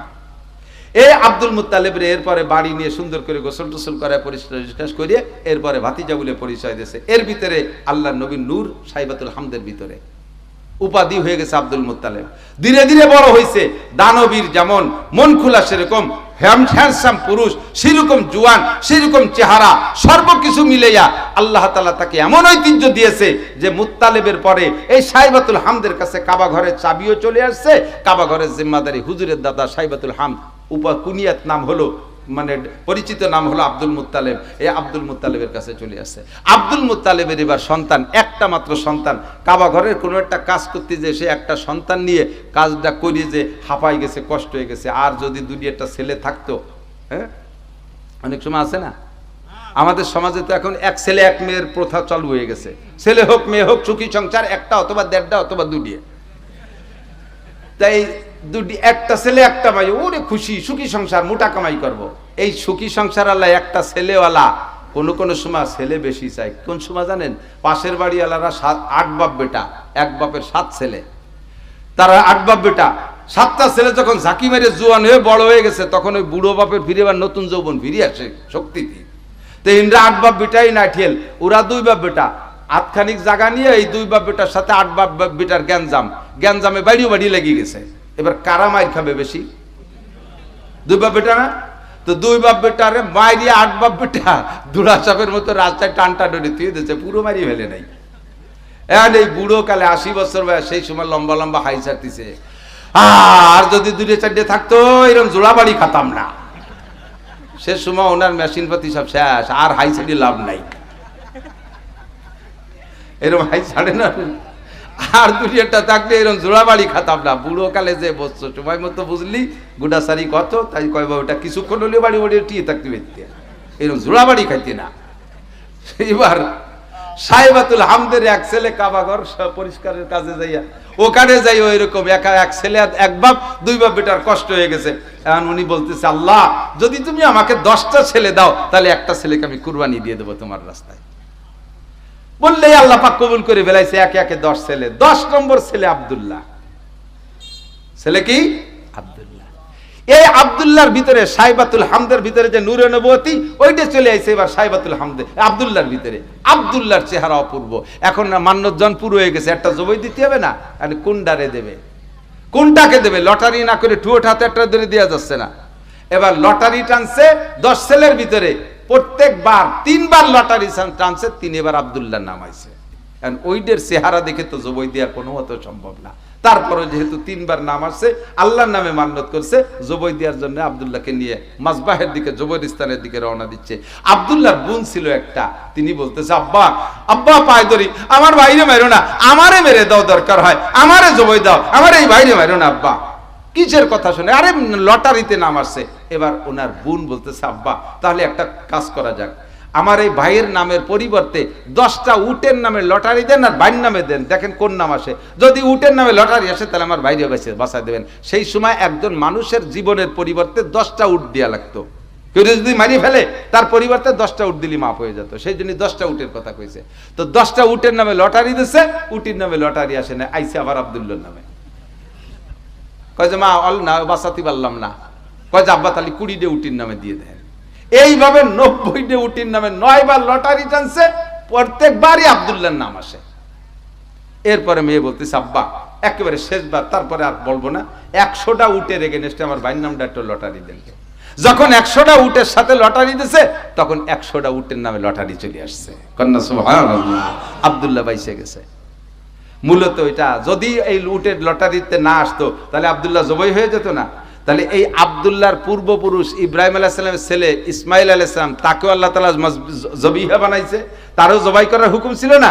আর এই মাথায় এসে আবার আব্দুল্লাহরও জবাইয়ের হুকুমের মধ্যে এসে গেছে। এই জন্য হুজুরের নাম, হুজুরকে বলা হয় ইবনু জবিহা তাইন, 2টা জবিহা, 2টা জবাইকৃত সন্তানের সন্তান আমাদের নবী ইসমাইল আর আব্দুল্লাহ। বেঁচে গেছেন আব্দুল্লাহ। আল্লাহু আকবার। আব্দুল্লাহর ভিতরে সেই নুরানি চেহারা। রাস্তায় যে হাঁটে মেয়েরা তাকায় থাকে, পর্দার তো যুগ না, প্রত্যেকটা মেয়ে দেখে আফসোস করে, হারি কেমন ছেলে, এটার সাথে যদি আমার বিয়ে হতো, এটার সাথে যদি আমার বিয়ে হতো। কত যে মহিলারা প্রস্তাব দিছে, কোন মহিলার প্রস্তাব উনি খান নাই। যেখানে হবে সেখানেই যাইয়া লাস্টে যাইয়া হযরত আমিনা রাদিয়াল্লাহু তাআলা আনহার সাথে ওনার বিবাহ হয়ে গেছে। বিবাহের পরে বাসর করে যখন ফিরে আসছে, যাওয়ার সময় বিবাহ উপলক্ষে যে যাইতেছে, রাস্তায় কয়েক ডজন মেয়ে ওনার প্রস্তাব দিয়েছে, ওনার দিক তাকায় রয়েছে। যখন বাসর করে ফিরে আসছে, এবার আব্দুল্লাহরা সেই চেহারা নাই, সেই নূর চলে গেছে আমিনার পেটে। নূর চলে গেছে কোথায়? আমিনার পেটে। আব্দুল্লাহ এবার আসছে, স্বাভাবিক হয়ে গেছে। সেই সন্তানের নাম মুহাম্মাদুর রাসূলুল্লাহ সাল্লাল্লাহু আলাইহি ওয়াসাল্লাম। জন্ম নেছেন 8ই রবিউল আউয়াল। বলেন কয় রবিউল আউয়াল? ভুল ভেঙে দিয়ে যায়। 8ই রবিউল আউয়াল নবী পাকের জন্ম, 12ই রবিউল আউয়াল নবীর জন্ম না। ইহুদিরা, ইসরায়েলিরা মিথ্যা ইতিহাস তৈরি করে মুসলমানদের ভিতরে এইটা বাস্তবায়ন করে দিয়েছে, রবিউল আউয়ালের 12 তারিখ নবীর জন্ম। ইতিহাস ঘাটেন, ইতিহাস খোঁজেন। আমি সহজে একটা কাছের বই দেখাই দেই, সিরাতে মুস্তাফা, বঙ্গানুবাদ হয়ে আসছে। আমি উর্দুটা পড়ি, পাকিস্তান ভারতের থেকে লেখা। ইদ্রিস খান দলবী রহমাতুল্লাহ আলাইহি লিখেছেন, প্রচুর দলিল দিয়ে লিখেছেন নবী পাকের জন্ম 8ই রবিউল আউয়াল, কিন্তু ভুল ইতিহাস 12ই রবিউল আউয়াল। আর সেইটাই আমাদের দেশে ঈদ বলে পালন হচ্ছে, ঈদ বলে পালন হচ্ছে। কিন্তু নবী পাকের মূল, নবী পাকের ইন্তেকাল 12ই রবিউল আউয়াল, এর মধ্যে কোনো সন্দেহ কথা কান আছে? নবী পাকের ইন্তেকাল 12ই রবিউল আউয়াল। জন্ম তারিখ নিয়ে মতানৈক্য সৃষ্টি হলো। এবার মতানৈক্য বাদ দিলাম, ধরে নিলাম 8 না, নবীর জন্ম 12 তারিখ। কয় তারিখ? 12 তারিখ। মৃত্যুও 12। কথা বুঝতেছেন না? একটু বুঝতে হবে, একটু বোঝার জন্য বলতে, আমার দিকে খেয়াল করেন, একটু মিলিয়ে নেন। নবীর জন্ম 12 তারিখ ধরে নিলাম, মূলত 12 তারিখ না 8 তারিখ ধরে নিলাম, আপনাদের কথায় 12 তারিখ। এবার মৃত্যুও তো 12 তারিখ, মৃত্যুও। তাহলে যেই দিন জন্ম নিলেন সেই দিনই মৃত্যু। একই দিন 12ই রবিউল আউয়াল জন্ম এবং মৃত্যু, আপনি পালন করবেন কি? মৃত্যু দিবসটা জন্ম দিবস। এটা বুঝে উঠতে পারতেছে না কি দিবস পালন করেন। আর একটু বাঙ্গাই কই, তাহলে আপনি জবাব দেবেন। আপনার একটা ছেলে জন্ম নিয়েছে 30 বছর আগে, আপনি পয়সাওয়ালা মানুষ, রুচিশীল মানুষ, সামাজিক মানুষ, যেদিন যে বছর জন্ম নিয়েছে 25শে জানুয়ারি আপনার ছেলে জন্ম নিয়েছে 30 বছর আগে, সেই থেকে প্রত্যেক বছর 25শে জানুয়ারি ছেলের জন্মদিন উপলক্ষে আপনি কেক কাটেন। আছে না এরকম কেক কাটা সুন্নত দেশে? এই শয়তানের একটা সুন্নত কেক কাটা। তো 30 বছর যাবত আপনি 25শে জানুয়ারি ছেলের জন্মদিবস উপলক্ষে কেক কাটছেন, কথা কন। এবার 30 বছর পরে আপনিও বেঁচে আছেন, ছেলেও বড় অফিসার হয়ে গেছে। এই ছেলে ঢাকা থেকে আসার পথে বাঙ্গা এসে গাড়ি অ্যাক্সিডেন্ট করে মারা গেছে 25শে জানুয়ারি। জন্ম ছিল কত? 25শে জানুয়ারি, 30 বছর আগে। এই 30 বছর 25শে জানুয়ারি আপনি কেক কাটছেন, জন্মদিবস পালন করছেন। 30 বছরের মাথায় এসে সেই 25শে জানুয়ারি আবার সেই ছেলেটা মারা গেছে। এই বছরের পরের থেকে আপনি যতদিন বেঁচে থাকবেন, এই 25শে জানুয়ারি আপনি কি কাটবেন? কেক কাটবেন, এখন কলিজা কাটবেন। কি কাটবেন? কলিজা কাটবেন। এই 25শে জানুয়ারি আসলেই লম্বা একটা হাই ছাড়িয়ে পরের বছর বাপ অজ্ঞান হয়ে, আরে 25শে জানুয়ারি, কি জানুয়ারি হয়ে গেল, কি জানুয়ারি মাইর দিয়ে গেল, আর কি বাপের সেই কেক কাটা আছে? তাহলে 30 বছর কেক কাটছেন, 25-30 বছরের মাথায় এসে সেই 25শে জানুয়ারি ছেলে মারা যাওয়ার পরের থেকে আর বাপ কেক কাটবে না, আনন্দ করবে না। এখন 25শে জানুয়ারিতে যত বছর বাপ বেঁচে থাকবে শোক পালন করবে, দুঃখ প্রকাশ করবে, তাই তো নাকি বলেন? তাহলে 63 বছর নবীর জন্মদিবস পালন করলে করতে পারছি 12ই রবিউল আউয়াল, কিন্তু 63 বছর পরে এসে নবী সেই তারিখে মারা গেলেন। এরপরও যদি আপনি জন্মদিবসে পালন করে ঈদ করেন আর কেক কাটেন আর জশ্নে জুলুস করেন, নবী পাকের মৃত্যুতে আপনি শোক পালন করেন না, এই খবর ফেরেশতারা নবীর কাছে যদি পৌঁছে দেয়, নবী আপনাকে বদদুয়া দেবে, আপনাকে লানত দেবে, বেয়াদব উম্মত, আমার মৃত্যুর দিন তুমি এত খুশি? কথা বলুন ঠিক কি ঠিক না? কাজেই 12ই রবিউল আউয়াল ঈদে মিলাদুন নবী হতে পারে না। যদি ঈদে মিলাদুন নবী করেন তাহলে জেনুইন তারিখ 8 তারিখে করেন, করা সুন্নত না। আমি কয়েকবারই এই টাইমে মক্কা মদিনায় কাটাইছি, মদিনাওয়ালারাও ইয়া করে না, মক্কিরাও ইয়া করে না, এই জন্মদিবস মৃত্যু দিবস তারা পালন করে না। এটা আমাদের বেদাত। আমাদের নবী সম্পর্কে তিনটে দিক, আমার নবীর জীবনের 3টে দিক। একটা হলো মিলাদুন নবী, যা খানিক বললাম নবীর জন্ম কিভাবে হলো, আরো বহুত কিসসা রয়ে গেছে। আর একটা হলো আখলাকুন নবী, নবীর চরিত্র, জন্ম থেকে নিয়ে 40 বছর বয়স পর্যন্ত যে স্বভাব, এটাকে বলে আখলাকুন নবী। আর 40-এর পরের থেকে 23 বছর পর্যন্ত কোরআন থেকে যে শিক্ষা অর্জন করেছেন, একে বলে সিরাতুন নবী, একে বলে সিরাতুন নবী। তো জন্ম কিসসা আলোচনা না করলেও গুনাহ নাই, আর জন্মের পর থেকে 40 বছর যে হায়াত, এই টাইমের আলোচনা না করলেও আমার কোনো গুনাহ নাই, এর থেকে আমার শিখারও তেমন কিছু নাই। কিন্তু 40-এর পরে যে 63 বছর পর্যন্ত যেই টাইমটা, এইটা নবুয়তি টাইম, এই টাইমের ভিতরে নবীর যে চরিত্র, নবীর যে স্বভাব, নবীর যে আমল, এইটা আমাকে জানতে হবে, এইটা আমাকে বুঝতে হবে, এইটা আমাকে শিখতে হবে, এটা আমাকে আমল করতে হবে। কথা বলুন ঠিক ঠিক না? কাজেই মিলাদুন নবী আমার খুব জরুরি না, আখলাকুন নবী আমার খুব জরুরি না, আমার জরুরি হলো সিরাতুন নবী। এবার আয়েশা সিদ্দিকা রাদিয়াল্লাহু তাআলা আনহার কাছে হযরত ওমর জিজ্ঞেস করেছে, ওমা আয়েশা, নবী পাকের সিরাত আর আখলাক আর স্বভাব আর চরিত্র কেমন ছিল একটু কও দিমা। আয়েশা বলতেছেন, ইয়া আমিরুল মুমিনিন আলা তাকরাউল কুরআন, আমিরুল মুমিনিন আপনি কোরআন পড়েন না যে আপনি নবীর আখলাক জিজ্ঞেস করতেছেন, সিরাত জিজ্ঞেস করতেছেন? বলে হ্যাঁ পড়ি তো, তা কোরআন থেকে আমি কি বুঝবো? তো হযরত আয়েশা বলতেছেন, কানা খুলুকুহুল কুরআন, 30 পারা কোরআন শরীফও যা, আরে এদিক তাকান না, 30 পারা কোরআন শরীফও যা আমার আপনার নবীর গোটা জিন্দেগি হুবহু তা। কাজী কোরআন শরীফ লিখিত কোরআন, বিশ্ব নবী প্র্যাকটিক্যাল কোরআন, বাস্তব কোরআন, এই নবীর সব জায়গা থেকে আমাকে আদর্শ নেওয়ার মতো আছে। 2-3টে আদর্শ বলবো, এদিক তাকান। 1 নম্বর আদর্শ হলো নবী পাক বলেন, লাউলা আনা শুক্কালা উম্মতি লা আমারতুম বিসওয়াক ইনদা কুল্লি সালাত, আমি যদি উম্মতের উপরে কঠিন মনে না করতাম, তাহলে 5 ওয়াক্ত নামাজের জন্য, তার নামাজের সময় তার জন্য আমি ওই মেসাককে ওয়াজিব করে দিতাম। মেসাক এত গুরুত্বপূর্ণ। হুজুর বলেন, যদি কোনো ব্যক্তি, আমার মেসাক এত ভালো লাগে, হুজুরের এন্তেকালের সময়, এন্তেকাল সেলেসা শুরু হয়ে গেছে, আয়েশার বুকের উপরে হুজুর ট্যাগ দিয়ে শোয়া, হুজুরের মাথা আয়েশার থুতিয়ার হলকমের মাঝখানে এরকম মিশানো, এর ভিতরে হুজুর শ্বাস কখনো বন্ধু হয়ে যাচ্ছে, আবার ছাড়তিছে, চোখ বড় হয়ে যাচ্ছে, গ্যার করতেছে সেলেসা ভিতরে, এর মধ্যে আয়েশার ভাই আব্দুর রহমান ইবনে আবু বকর, উনি ওই সামনে আইসা মেসাক করতেছে, মেসাক করতে করতে আসছে। হুজুর এই অবস্থার ভিতর দিয়ে আব্দুর রহমানের দিকে বারবার তাকাচ্ছে, কথা বলতে পারতেছে না। হযরত আয়েশা টের পেয়ে বলতেছেন, ইয়া রাসূলুল্লাহ তাস্তাকু, হুজুর মেসাক করবেন? হুজুর চোখ দিয়ে ইশারা করলে, হ্যাঁ মেসাক করব। আয়েশা বলেন, ভাই তাড়াতাড়ি মেসাকের ব্যবস্থা করো, তাড়াতাড়ি আমার নবী মেসাক করবে, নবীর হালাত ভালো না। আব্দুর রহমান দৌড় মারছে মেসাক আনতে, আয়েশা পিছন দিয়ে ডাক, ভাই তুই যাস, দাঁড়া, তোর মেসাকের এক পাশ চাবাইছিস আর এক পাশ ভালো আছে, তুই একখান নতুন মেসাক বানায় আনতে যদি ফাঁকে আমার নবী ইন্তেকাল করে যায়, তাহলে এই দুঃখ আমি জীবনে সামলাইতে পারবো না। আমার নবী কোনোদিন আমার কিছু বলছে আর তা আমি করি নাই, এরকম কোনো দিন যাই নাই, আর আজকে মেসাক চাইছে দিতে পারবো না, এটা আমার মনে খুব বড় দাগ কেটে থাকবে। তোর মেসাকটা দিয়ে এক পাশ চাবাইছিস তো আর এক পাশ ভালো আছে, ওই পাশ, সেই পাশ হুজুরের রাতে দেশে, হুজুরের মুখে সেই শক্তি নাই যে মেসাকটা চাবাই নরম করবে। আয়েশাকে ইশারা করলেন, আয়েশা মেসাক চাবাই দাও। আয়েশা মেসাক চাবাইছে, চাবানোর ভিতর দিয়ে মেসাকের ভিতরে লালা ঢুকে যায় না, মুখের লালা ঢুকে যায়, তাই জন্য আয়েশা বললেন, আব্দুর রহমান পানি আনো তো, ধুয়ে দেই।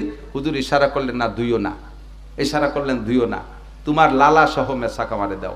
এই লালা সহ দিয়ে মেসাক আছে। আয়েশা বলেন, হুজুরের অন্য স্ত্রীদের চাইতে আমার একটু আত্মগর্ব একটু বেশি, কয়েকটা কারণে, তার মধ্যে একটা হলো হুজুরের অন্য স্ত্রীকে নিয়ে হুজুর এক জায়গা থাকলে জিব্রাইল ঢুকতেন না, বাইরে থেকে দেখে চলে যেত, মহিলা কাছে আসতেন না।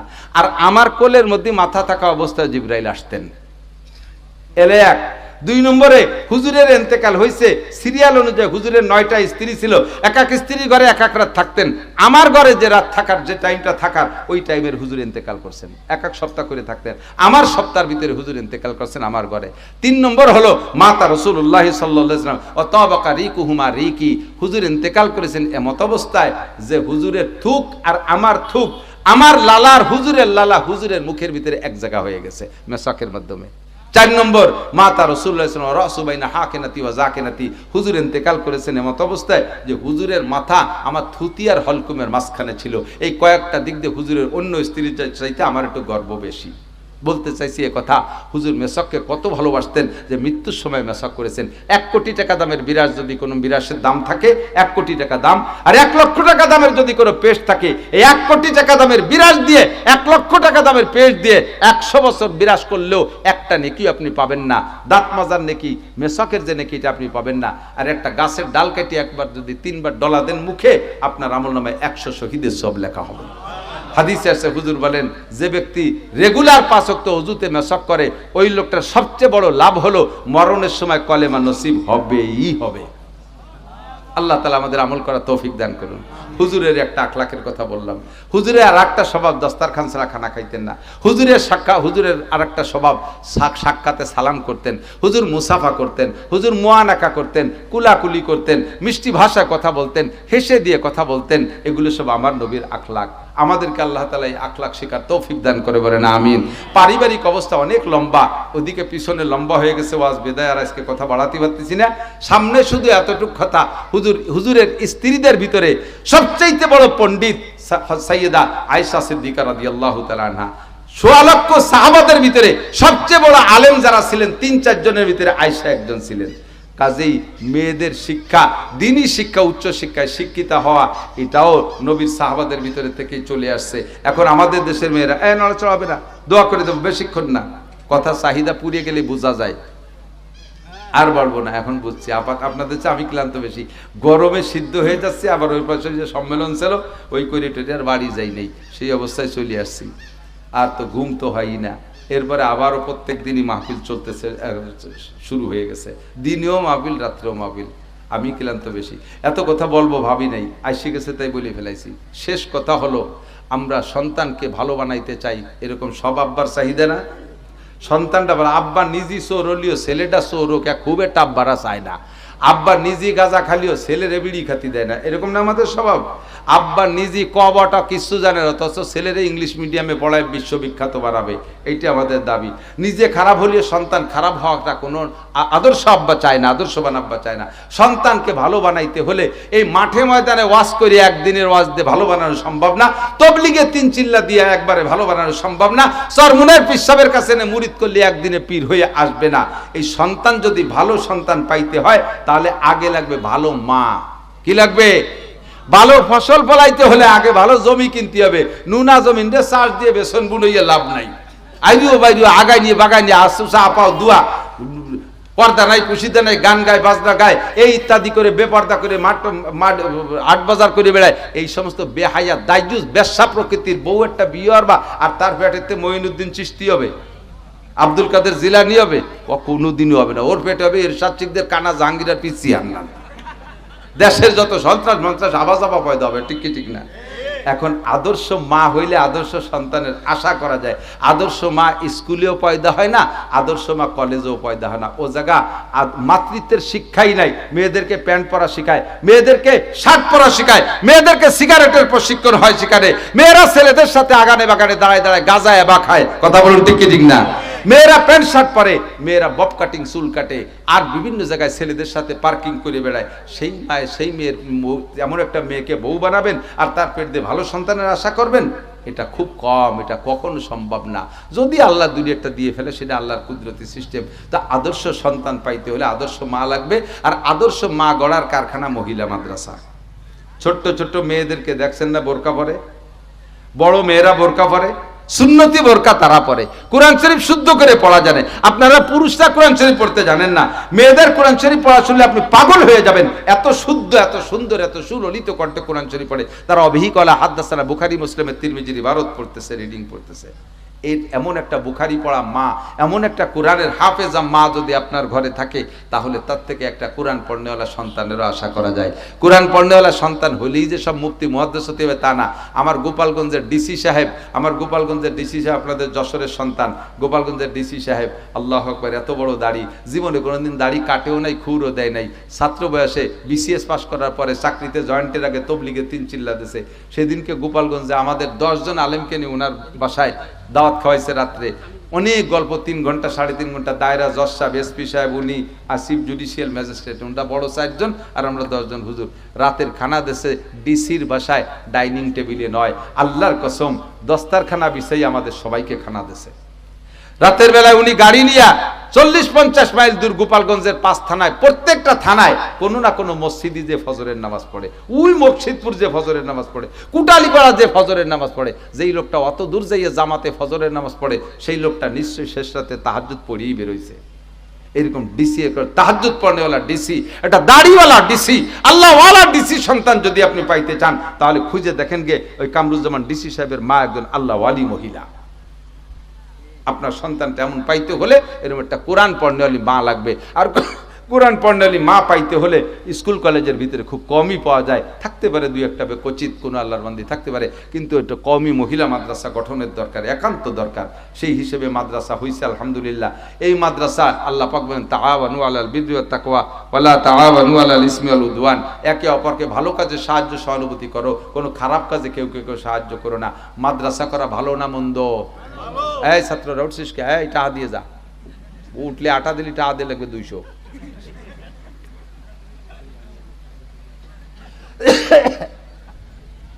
মাদ্রাসা তাহলে কি বুঝলাম, ভালো না মন্দ?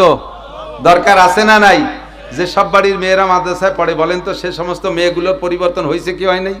পরিবর্তন হয়েছে না?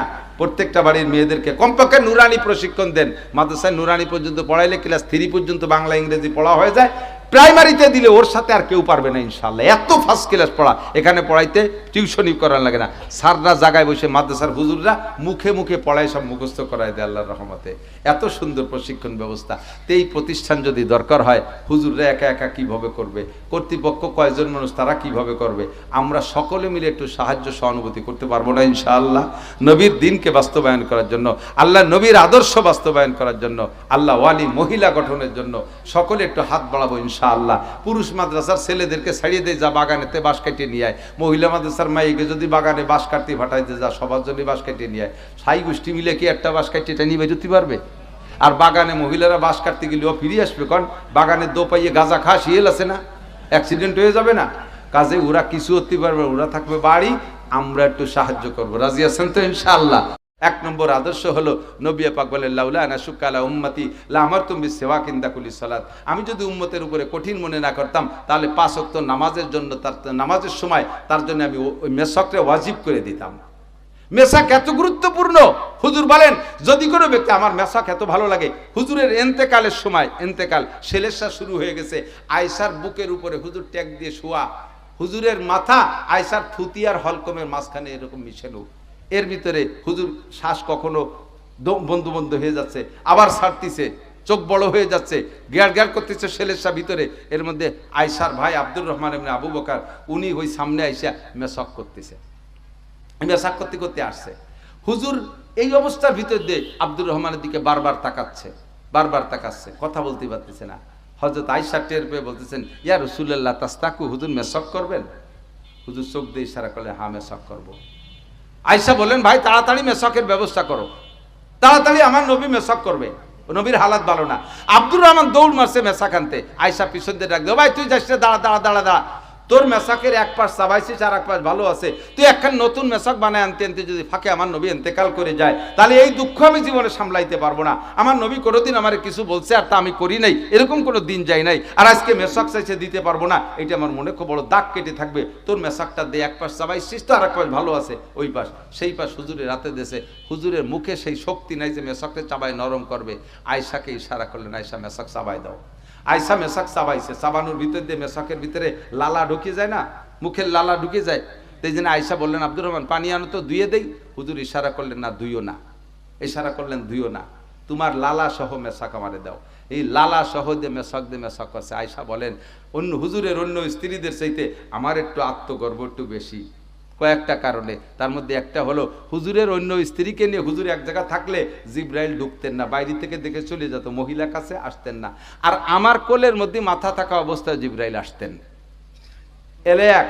2 নম্বরে, হুজুরের ইন্তেকাল হয়েছে সিরিয়াল অনুযায়ী। হুজুরের 9টা স্ত্রী ছিল, এক এক স্ত্রীর ঘরে এক এক রাত থাকতেন।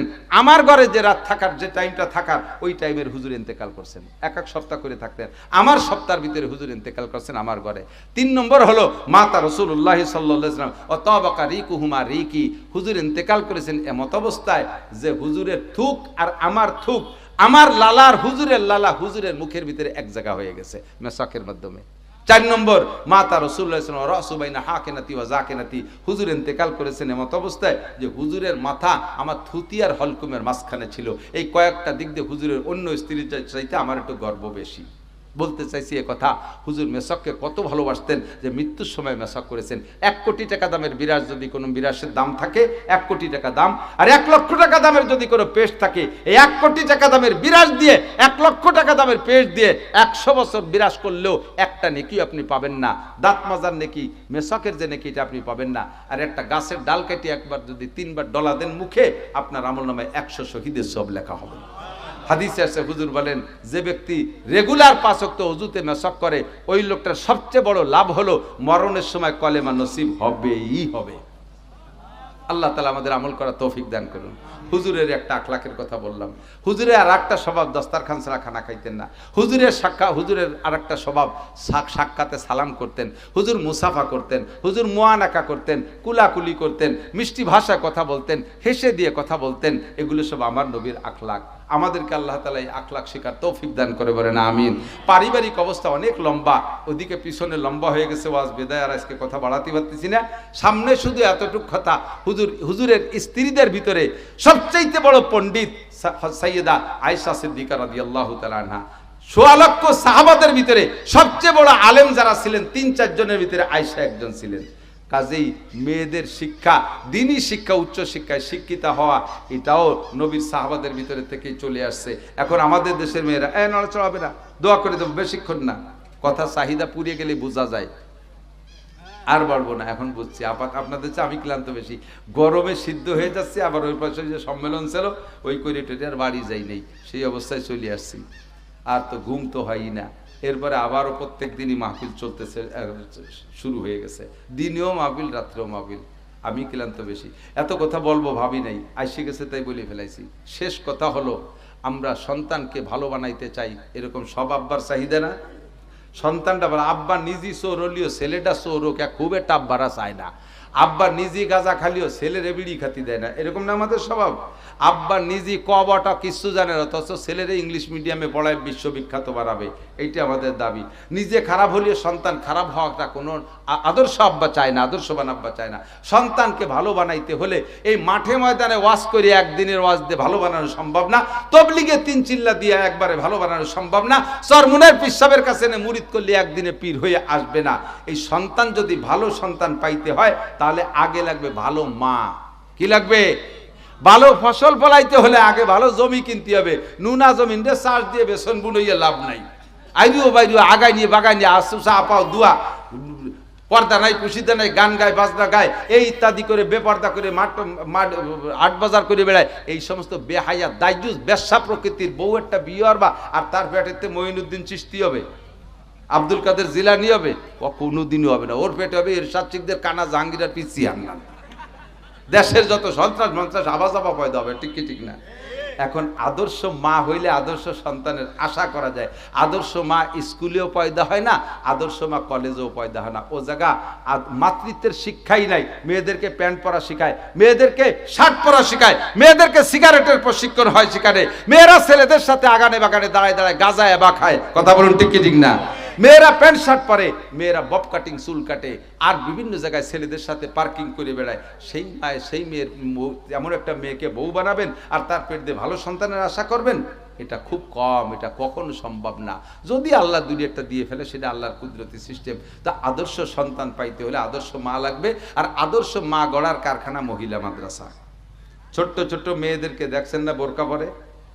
বড় মেয়েরা বোরকা পরে, সুন্নতি বোরকা তারা পরে। কোরআন শরীফ শুদ্ধ করে পড়া জানে। আপনারা পুরুষরা কোরআন শরীফ পড়তে জানেন না। মেয়েদের কোরআন শরীফ পড়া শুনলে আপনি পাগল হয়ে যাবেন। এত শুদ্ধ, এত সুন্দর, এত সুললিত কণ্ঠে কোরআন শরীফ পড়ে। তারা অবিহিকলা হাদদাসানা বুখারী মুসলিমের তিরমিজির ইবারত পড়তেছে, রিডিং পড়তেছে। এই এমন একটা বুখারী পড়া মা, এমন একটা কোরআনের হাফেজা মা যদি আপনার ঘরে থাকে, তাহলে তার থেকে একটা কোরআন পড়নেওয়ালা সন্তানেরও আশা করা যায়। ইংরেজিতে চলতি মাসটার নাম হলো সেপ্টেম্বর, আরবিতে চলতি মাসের নাম রবিউল আউয়াল। কি নাম?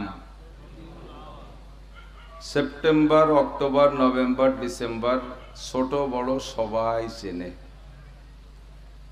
সেপ্টেম্বর অক্টোবরে মুখস্থ না করলে একটা সগীরা কবিরা কিচ্ছু হবে না, আর মুখস্থ করলেও ছোট বড় একটা নেকিও হবে না। ইংরেজি 12 মাসের নাম মুখস্থ রাখলে ছোট্ট একটা নেকি হবে, এ কথা কেউ বলতে পারবে না। আরবিতে 12 মাসের নাম মুখস্থ রাখা সুন্নতে মুআক্কাদায়ে কিফায়া, এবং তার তারিখ স্মরণ রাখাও সুন্নাত মুআক্কাদায়ে কিফায়া। সুন্নত ছোট হোক আর বড় হোক, মুআক্কাদা হোক আর গায়ের মুআক্কাদা হোক, মোহাব্বতের সাথে নবী আলাইহিস সালামের হুকুম পালনার্থে একটা সুন্নতের পর আমল করলে এই ফিতনার জামানায় আল্লাহ তাআলা 100 শহীদের সওয়াব দান করেন। 100 শহীদ মানে বাঙালি শহীদ না।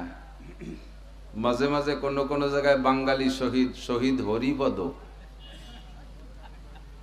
হিন্দুকে নামের সাথে শহীদ। আমরা তো সারা বাংলাদেশ ঘুরি, এগুলো চোখে পড়ে। তো হিন্দু হইয়া, বুদ্ধ হইয়া, খ্রিস্টান হইয়া ওরা যদি কাবা ঘর রক্ষা করতেও যাইয়া মারা যায়, তবুও তারা শহীদ হবে না। শহীদ হওয়ার জন্য, শহীদি মর্যাদা পাওয়ার জন্য 1 নম্বরে ঈমান শর্ত। বেঈমান ইসলামের পক্ষে লড়িয়েও যদি মারা যায়, তবুও সে শহীদও না, সে জান্নাতীও না।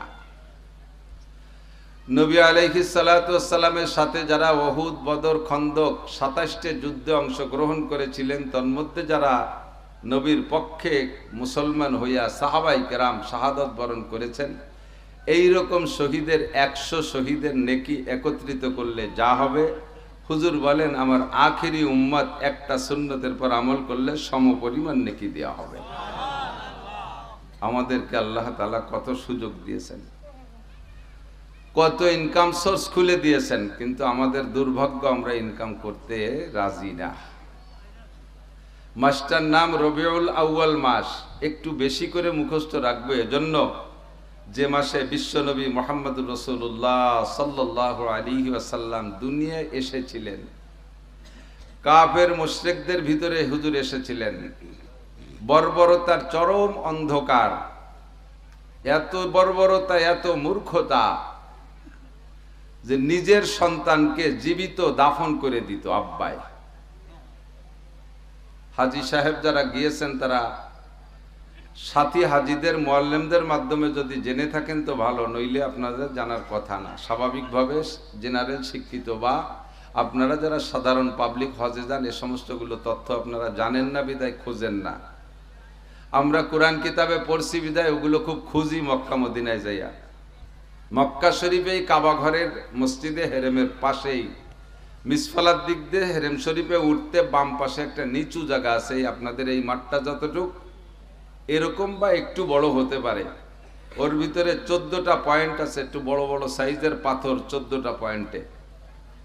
এই 14টা পয়েন্টই হলো একজন সাহাবীর 14টি মেয়েকে জীবিত ওই 14টা কবরে দাফন করেছিল। যেই সাহাবী দাফন করেছিলেন কাফের থাকা অবস্থায়, নাম তার দেহিয়াই কালবি। মক্কা শহরের জায়গার এত দাম, এত মূল্য, হেরেম শরীফের পাশ দিয়ে বহুত বড় বড় 20 তলা 30 তলা 40 তলা বিল্ডিং ভেঙে গুঁড়ো গুঁড়ো করে দিয়ে মসজিদের মধ্যে নিয়ে আসতেছে, কারণ মুসল্লি মসজিদে ধরে না। এখন হেরেম শরীফ মসজিদকে যতটুকু বানাইছে তাতে এক জামাতে 17 লক্ষ মানুষ নামাজ পড়তে পারে। বলবেন না সুবহানাল্লাহ? প্রায় আমাদের এই মসজিদের সমান হবে না? মসজিদে নববীতে নামাজ পড়তে পারে 13 লক্ষ মানুষ, হেরেম শরীফে 17 লক্ষ মানুষ পড়তে পারে মসজিদ ও মসজিদের চত্বর দিয়ে। আর এদিক ওদিক 2-3 কিলোমিটার পর্যন্ত মাইকের আওয়াজ যত দূর যায়, রাস্তা দিয়ে পাথরের পাহাড়ের কোনা কানা চিপা চাপার ভিতর দিয়ে সব জায়গায় যায় নামাজ বিছে দাঁড়ায় যায়। কত মানুষ একসাথে নামাজ পড়ে এ বলার কায়দা নেই।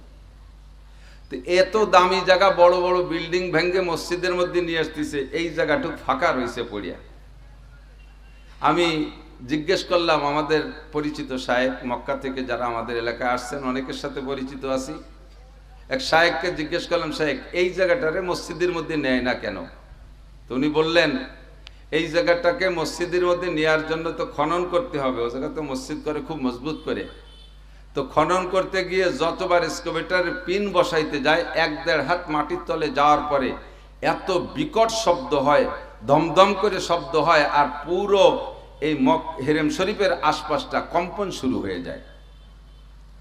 কি জানি ওর নিচে কি আছে আল্লাহই ভালো জানে। তাই 14টা পয়েন্ট, তাই 14টা পয়েন্ট হলো, দেহিয়ায় কালবি যখন কাফের ছিলেন সেই অবস্থায় তার 14টা কন্যা সন্তানকে একে একে একটার পর একটা যেটা হয় সেইটাকে একটু কথা বলা শিখলে অথবা নবজাতক এগুলোকে ধরে আব্বা নিজে কবর খনন করে দাফন করে দিছে। ওই বরাবর নিচে কি আছে আল্লাহ মালুম, খনন করে তা কেউ আজও পর্যন্ত দেখতে পারেনি। বর্বরতা কাকে বলে? মূর্খতা, বর্বরতার চরম সীমায় চলে গেছে। কাবা ঘরের মধ্যে 360টা মূর্তি রাইখা লাত, উজ্জা, মানাত, হোবল এগুলো তাদের নাম। আমাদের বাংলাদেশে হিন্দু ভাইরা নাম রাখছে না, দুর্গা, সরস্বতী, কালী, লক্ষ্মী এগুলো না, আর ওদের পরিভাষায় আরবিতে লাত, হোবল, মানাত, উজ্জা এরকম 360টা মূর্তি কাবা ঘরের মধ্যে রাইখা তার সামনে সেজদা দেয়, মোনাজাত করে। কত বড় মূর্খতা! তার ভিতরে বিশ্বনবী মুহাম্মদুর রাসূলুল্লাহ সাল্লাল্লাহু আলাইহি ওয়াসাল্লামকে আল্লাহ পাক পাঠিয়ে জগৎ থেকে এই কুসংস্কারের সকল অন্ধকারকে দূরীভূত করেছেন। এই মাসে নবীকে দুনিয়ায় পাঠিয়েছিলেন, এজন্য পড়ি আলহামদুলিল্লাহ। মাসটা সেজন্য অত্যন্ত দামি, ঠিক কি না? আল্লাহ পাক আদম আলাইহিস সালাতু ওয়াস সালাম থেকে নিয়ে আমাদের নবী পর্যন্ত, আপনাদের জানা আছে একটা পরিভাষা, 1 লক্ষ মতান্তরে 2,24,000 এরকম একটা কথা কয় না? মানুষের কোন সংখ্যার ভিতরে যদি মতান্তর আর সন্দেহ হয় তাহলে বাংটা টুকির মধ্যে হতে পারে। বাংটা বোঝেন না? 1,10,000 অথবা 20,000, পুরো লাখের মধ্যে কি গঞ্জাম বাঁধে নাকি? তার নবী রসুলদের সংখ্যার ভিতরে 1 লাখ মতান্তরে 2 লাখ এরকম না, এটা কোনো কোরআন কিতাবে আমি পাই নাই। এমনি অসংখ্য নবী রসুল আছে, অনুমান করা হয় 3 থেকে 3.5 লক্ষ নবী রসুল দুনিয়া এসেছেন। আদম আলাইহিস সালাতু ওয়াস সালাম সর্বপ্রথম নবী, সর্বপ্রথম মানুষ আদম আলাইহিস সালাম। আমাদের সর্বপ্রথম মানুষের নাম কি জানেন না? আমাদের প্রথম মানুষটার নাম কি? আদম আলাইহিস সালাতু ওয়াস সালাম। বিজ্ঞানীদের প্রথম মানুষটার নাম হলো বান্দর, ওরা বান্দরের আওলাদ বলে। আর আল্লাহ পাক রব্বুল আলামিন বলেন, ইয়া আইয়ুহান নাসুত্তাকু রাব্বাকুমুল্লাযী খালাকাকুম মিন নাফসিন ওয়াহিদাহ ওয়া খালাকা মিনহা যাওজাহা ওয়া বাত্তা মিনহুমা রিজালান কাসীরান ওয়া নিসাআ ওয়াত্তাকুল্লাহাল্লাযী তাসাআলুনা বিহি ওয়াল আরহাম ইন্নাল্লাহা কানা আলাইকুম রাকীবা। আল্লাহ পাক বলেন, হে জগতের মানুষ, তোমাদেরকে সৃষ্টি করেছি একটা ব্যক্তি থেকে, একটা মানুষ থেকে। সর্বপ্রথম ওই মানুষটারে বানাইয়া ওয়াখালাকা মিনহা যাওজাহা, আর ওই মানুষটার থেকেই তার স্ত্রীকেও বানাইছি। হাওয়া আলাইহিস সালামকে বানাইছে আদম আলাইহিস সালাম থেকে। আদম আলাইহিস সালামের আব্বার নাম কি? কেউ কতিবল্লি তার সারা জীবন খাটিয়ে খাওয়াবো। আদম আলাইহিস সালামের আব্বার নাম জানা আছে? তাহলে আদম আলাইহিস সালামের জানা, হাওয়া আলাইহিস সালামের আব্বার নাম কি? মার নাম কি? ওই দুইজনকে কে বানাইছে? স্বয়ং আল্লাহ তাআলা হাত দিয়ে বানাইছে। এই দুইজনকে এভাবে বানাইয়া ওয়াখালাকা মিনহা যাওয়াবাসসা মিনহুমা রিজালান কাসীরা ওয়া নিসাআ, এরপরে সেই দুইজন থেকে আল্লাহ তাআলা হাজার হাজার লক্ষ লক্ষ কোটি কোটি, বর্তমান বিশ্বে প্রায় 850 কোটি মানুষ বেঁচে আছে। 850 কোটি মানুষ, সবই আওলাদে আদম, আদম আলাইহিস সালামের সন্তান। আমরা একই সংসারে কতদিন থাকতে পারি? বেশি দিন থাকতে পারি না। ছেলে মেয়েদেরকে বিয়ে দেওয়ার পরে, ছেলেরা সব বিয়ে করার পরে, এরপরে মাওই সাহেবকে মাইয়েরা বাড়ি আসার পরে, বিএন সাহেবকে মেয়েরা বাড়ি আসার পরে কয়েকদিন পর ঠুরামুড়ি লাগতে লাগতে সব বাড়ি আলাদা করে ফেলে। এদিকেও সেই সিস্টেম আছে না নাই? যদি এই 800 কোটি মানুষ এক সংসারে থাকতো আর আদম আলাইহিস সালাম বাইসে থাকতো, আজকে দেখতো যে ছেলে মেয়ে এত পরিমাণ ছেলে মেয়ে, বুড়োর অবস্থা কি হতো আল্লাহ জানে। আল্লাহু আকবার। তা আদম আলাইহিস সালামের পরের নবীর নাম শীস আলাইহিস সালাম, তারপরের নবীর নাম মাহলাইল আলাইহিস সালাম, তারপরের নবীর নাম ইদ্রিস আলাইহিস সালাম। যে কয়জনের নাম মাথায় মাথায় মনে আছে, বড় বড় বাছাই করা, তারপরে নূহ আলাইহিস সালাম, এরপরে আস্তে আস্তে ইব্রাহিম আলাইহিস সালাম। ইব্রাহিম আলাইহিস সালামের সন্তানদের ভিতরে নবীদের সংখ্যা খুব বেশি, দুই দিকে চলে গেছে, ইসহাক আলাইহিস সালাম আর ইসমাইল আলাইহিস সালাম। ইসমাইল আলাইহিস সালামের বংশের ভিতরে নবী কম, আর ইসহাক আলাইহিস সালামের বংশের ভিতরে নবী বেশি। ইসহাক আলাইহিস সালামের সন্তানদের ভিতরে একজন ইয়াকুব আলাইহিস সালাম। ইয়াকুব আলাইহিস সালাতু ওয়াস সালামের 12 ছেলে। কয় ছেলে? 12 ছেলে। ইউসুফ আলাইহিস সালামের সৎ ভাই 10 জন, আর ওনার আপন ভাই একজন বিনিয়ামিন, আর ওনার নাম ইউসুফ। এই 12 ভাই, এই 12 ভাইয়ের ওলি আওলাদের নাম হলো বনি ইসরাইল। তাদের নাম কি? বনি ইসরাইল। এই বংশে নবী এত বেশি যে 2.5-3 লক্ষ নবী শুধু এই বংশেই জন্ম নিয়েছে। আস্তে আস্তে ওই বংশে ইউসুফ আলাইহিস সালাম নবী, ইয়াকুব আলাইহিস সালাম নবী, ওই বংশে আস্তে আস্তে মুসা আলাইহিস সালাম নবী, দাউদ আলাইহিস সালাম নবী, সুলাইমান আলাইহিস সালাম নবী, ইদ্রিস, তারপরে কি বলা হয় ঈসা আলাইহিস সালাম নবী। এই বংশের ভিতর দিয়ে সব আসছে। আর ইসমাইল আলাইহিস সালামের বংশে নবীর সংখ্যা কম, কিন্তু আস্তে আস্তে এমন একজন আসছে যে একজন সমস্ত নবীর চাইতে শ্রেষ্ঠত্ব অর্জন করেছে। তিনি বিশ্বনবী মুহাম্মদুর রাসূলুল্লাহ সাল্লাল্লাহু আলাইহি ওয়াসাল্লাম। কোন নবীকে একই সময় আল্লাহ তাআলা একই সময় শত শত নবী দিয়েছে, পাড়ায় পাড়ায়, গোষ্ঠীতে গোষ্ঠীতে নবী। একজন রসুল থাকতেন, তার অধীনে অনেক নবী থাকতেন। ওই রসুলের উপরে যে আসমানি কিতাব, নবীরা তার হুকুম মতো ওই কিতাবগুলোর দাওয়াত পৌঁছাইতেন, সেই কিতাব পড়াইতেন উম্মতকে। কমে কমে নবী, যেমন লূত আলাইহিস সালামের কওমের জন্য ইব্রাহিম আলাইহিস সালামের ভাগ্নে লূত আলাইহিস সালামকে নবী বানাই দিয়েছে। এক এক কওমে নবী। বনি ইসরাইলদের স্বভাব আজিমনি গাইড়িও বোঝেন তো নাকি? আমাকে গোপালগঞ্জে গাইড়িও মানে গাড় বেকা টেড়া। এই বনি ইসরাইলের বংশ থেকে আসছে ইসরায়েলিরা, ইসরায়েলি নেতানিয়াহু। ওই নেতানিয়াহুর নাম কি? বিনিয়ামিন। ওরা তো ইউসুফ আলাইহিস সালামের বংশের দাবিদার, ইয়াকুব আলাইহিস সালামের বংশের দাবিদার, সেই হিসেবে ওরাও ওই নামগুলোকে সম্মান করে। ওর নামও রাখছে বিনিয়ামিন। রূপ ও চেহারা খুব কিন্তু সুন্দর বিনিয়ামিনের। নেতানিয়াহ আমরা মনে করি বাংলাদেশি নেতানিয়াহু, তেতে একটু বাংলা ঠায় না। ওই ইসরায়েলের ভিতরে একটা জায়গার নাম নেতানিয়াহ। ওই নেতানিয়াহ বাড়ি বিদায় তার নাম বিনিয়ামিন নেতানিয়াহু। দেখেন ইসরায়েলিদের স্বভাব কি?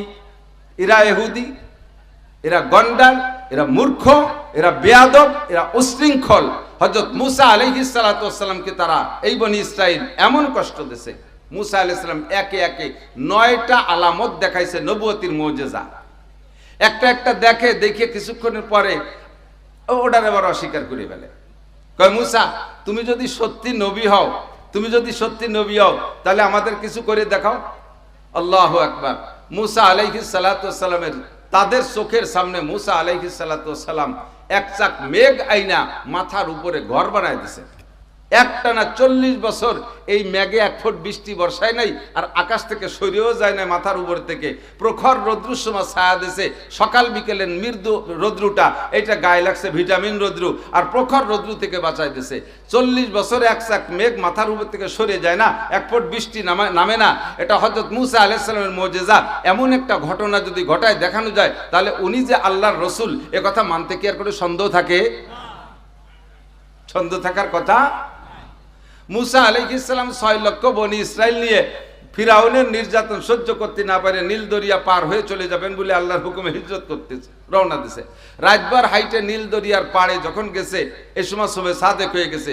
ফিরাউন খবর পাইয়া 12 লক্ষ সেনাবাহিনী নিয়ে, 12 লক্ষ সেনাবাহিনী, সেনাপ্রধান মিস্টার ফিরাউন নিজেই 12 লক্ষ সেনাবাহিনী, 12 লক্ষ ঘোড়ার পিঠে সোয়ার হইয়া রাতারাত রওনা দিছে। বনি ইসরাইল সারা রাত হাইটে যে জায়গা গেছে, ওরা ঘোড়ার পিঠে তো অল্পক্ষণের মধ্যে কাছে চলে গেছে। নীল দরিয়া সামনে পার হইতে পারতেছে না। পিছনে সবে সাদেকের সময় দেখে 12 লক্ষ ঘোড়া যদি একসাথে দৌড়ায়, তাহলে তার শব্দ 4-5 মাইল দূরিতে শোনা যায়। কড়াস কড়াস কড়াস কড়াস শব্দ আসতেছে।